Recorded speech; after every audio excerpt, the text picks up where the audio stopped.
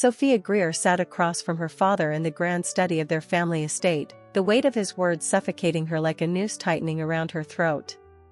"You're marrying Killian Thorne," Arthur Greer declared, his tone leaving no room for argument. Sophia's heart pounded against her ribs. No. Absolutely not. Her father's eyes were cold, unyielding. "It's already done. The contract is signed. The wedding is in a week." Her mother, ever the quiet observer, pressed a handkerchief to her lips but said nothing. That hurt the most, her silent approval of this madness. Sophia shot to her feet.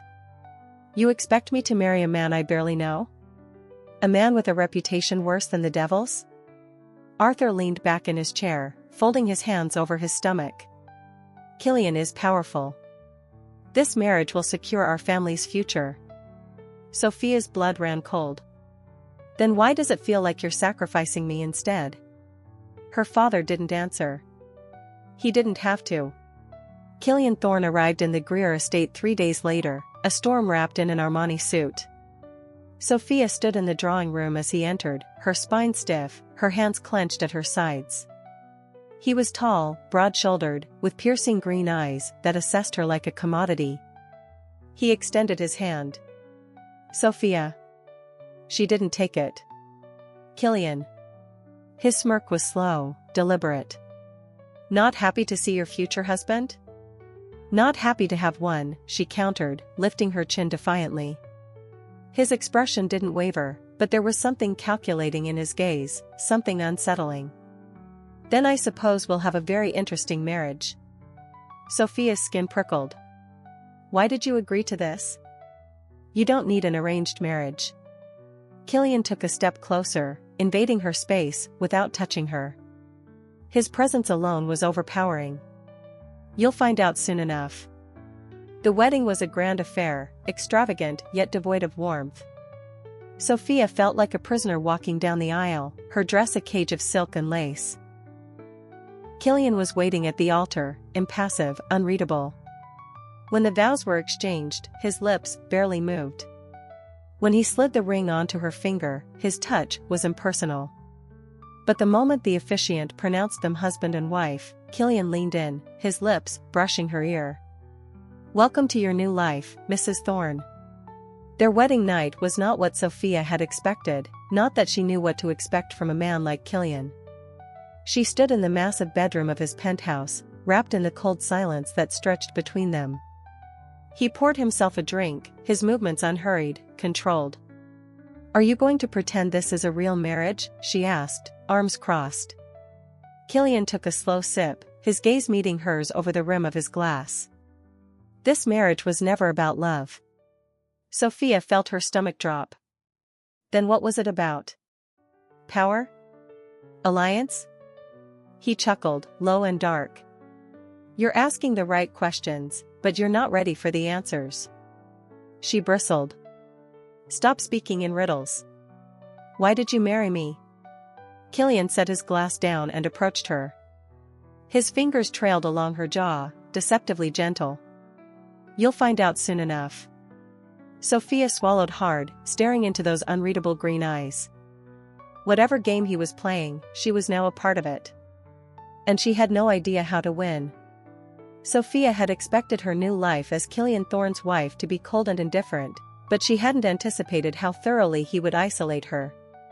At first, it was subtle, Killian leaving for early meetings before she woke, arriving home long after she had gone to bed.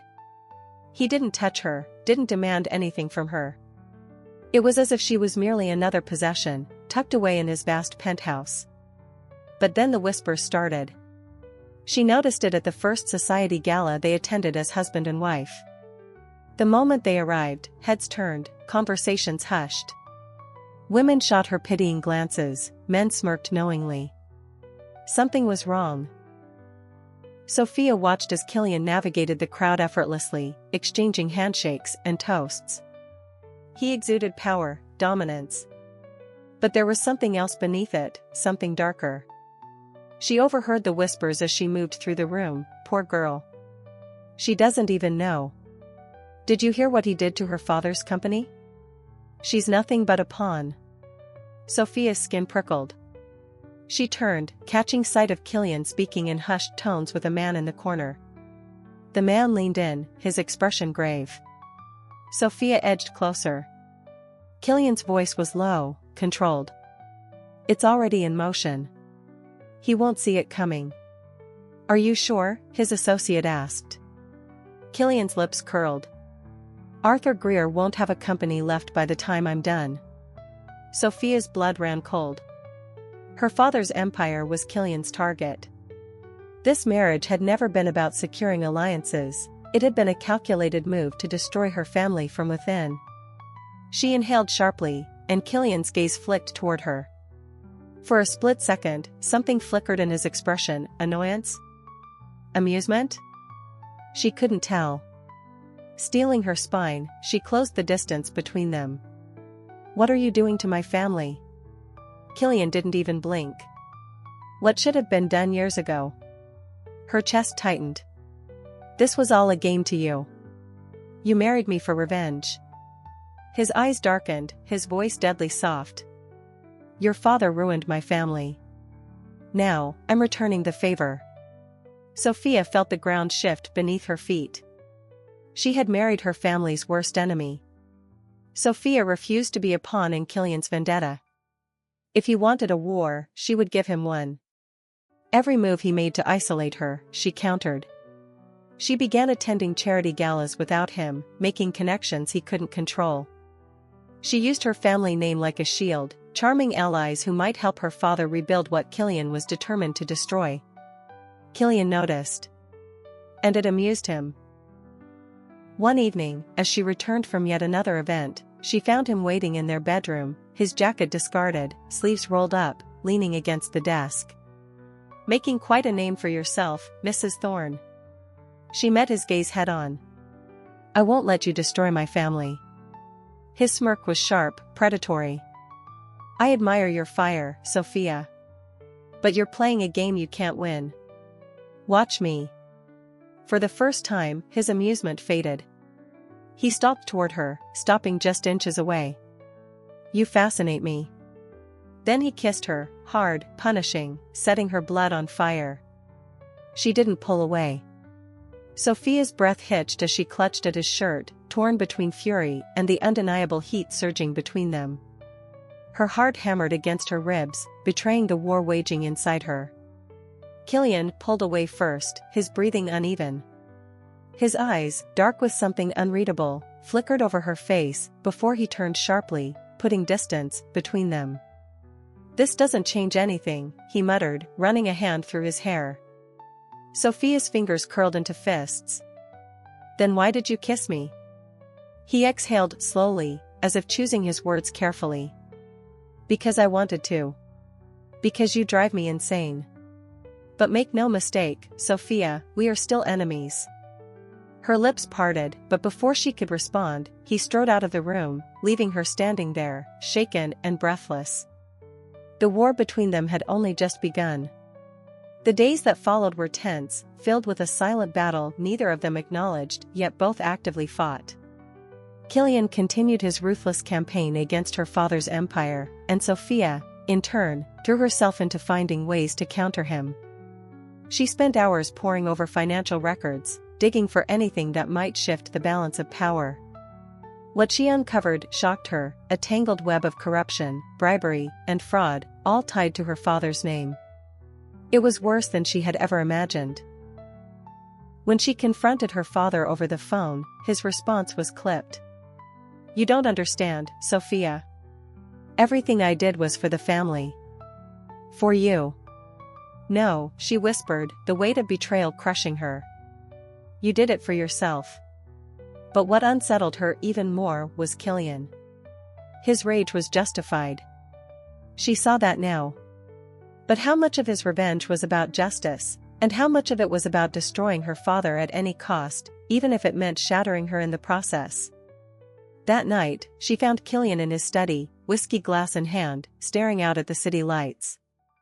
"You knew," she said, stepping inside. "About my father."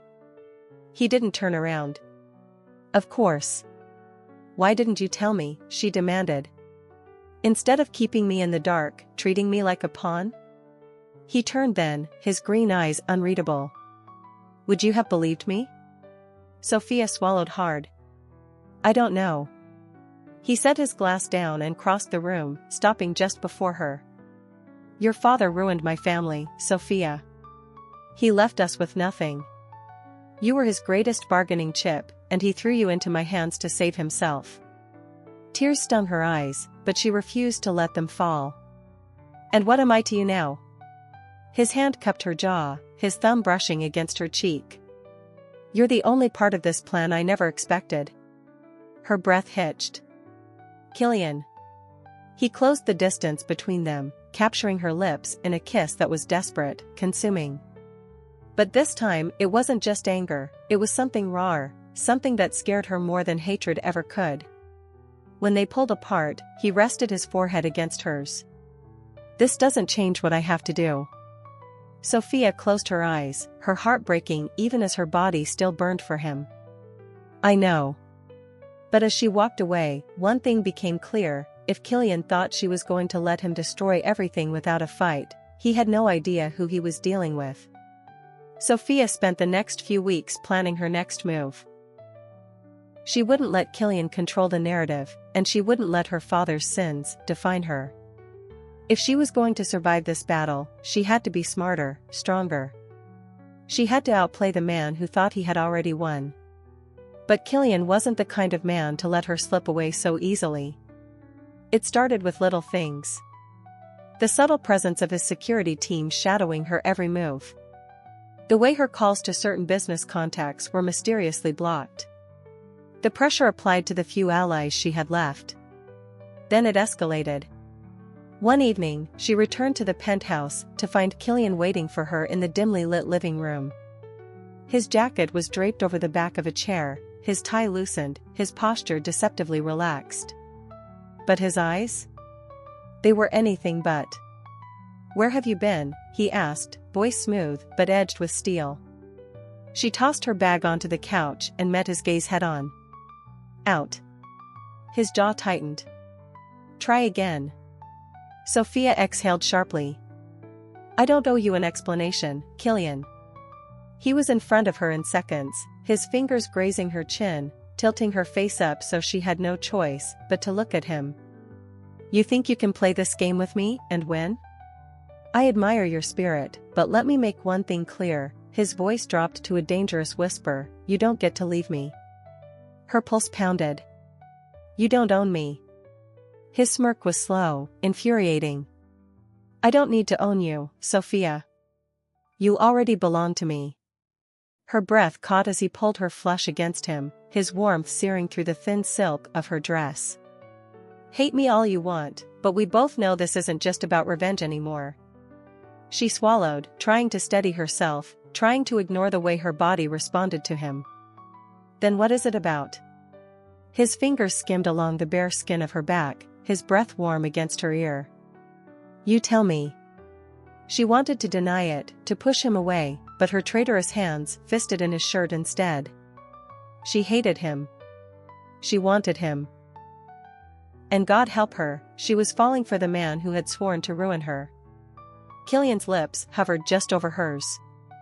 You can fight me, Sophia. But I won't let you leave. Not now. Not ever. Her breath hitched. She should have run. But when his mouth finally claimed hers, she knew she was already lost. The next morning, Sophia awoke tangled in silk sheets, the scent of Killian still clinging to her skin. But the warmth of his embrace had been replaced by cold, empty space. She turned, finding his side of the bed abandoned. A part of her knew this was coming. The war between them hadn't ended with last night's kiss, it had only deepened.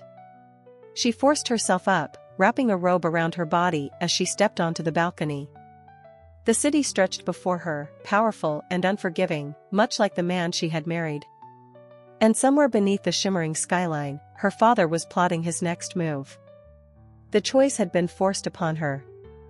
If she stood by Killian, her father would be destroyed. If she sided with her father, Killian would never forgive her. Either way, she was bound to betray someone. She stepped back inside just as Killian emerged from the shower, a towel slung low around his hips. Water dripped from his dark hair, his gaze locking onto hers with an intensity that made her heart stammer. "You're thinking too much," he said, stepping closer, brushing a strand of damp hair from her cheek. Sophia swallowed hard. "And you're pretending that none of this matters." His hand stilled. "What do you want me to say, Sophia? That I regret last night? That I regret wanting you?" He let out a low, humorless laugh. "Because I don't. But I also know you. You're already planning your next move." She looked away. "And what if I am?" He tipped her chin back up. "Then tell me, who are you going to destroy first? Me? Or your father?" Her stomach twisted. "I don't want to destroy anyone." "That's a lie," he murmured, his thumb tracing her lower lip. "You want to win just as much as I do. The only question is, who will you sacrifice to get there?" She knew he was right. The truth had been staring her in the face for weeks. There was only one way to end this war. That afternoon, Sophia made her move. She leaked the financial records she had found, exposing her father's corruption to the world. It was a calculated strike, swift, precise, and irreversible. When the news broke, the Greer empire collapsed overnight. Her father called, his voice shaking with rage. "You ungrateful girl. You think he'll love you for this? He'll never forgive you." Sophia ended the call without another word. Her hands trembled as she set the phone down. She had expected the pain, but it didn't make it any easier. Killian found her hours later, standing by the window, watching the city she had just reshaped. "You did it," he said quietly. She turned, searching his face, for anger, for betrayal. Instead, she found something else, something raw and unguarded. "I chose you," she whispered, her voice breaking. "Even knowing you might never choose me back." He was in front of her in an instant, cupping her face between his hands. "Sophia," she shook her head. "You don't have to say anything. Just, don't tell me this was all for revenge." Killian's jaw tightened. "It started that way. But somewhere along the line, it stopped being about revenge. It stopped being about your father. It became about you." Her breath caught. "Killian." He kissed her then, slow, deep, filled with every unspoken word, every shattered piece they had tried to hide from each other. When they pulled apart, his forehead rested against hers. "You're mine, Sophia. Not because of this war. Not because of our past. But because I don't know how to let you go." Tears slipped down her cheeks, but this time, they weren't from heartbreak. "Then don't." The second wedding was nothing like the first. There were no grand ballrooms, no cold stares, no carefully orchestrated deals. Just two people standing before each other, choosing love over vengeance, choosing to rebuild instead of destroy. As Killian slid the ring onto her finger, he leaned close, his voice a husky whisper. "I didn't just want revenge, Sophia. I wanted you." And this time, when she kissed him, she knew she was exactly where she belonged. The end.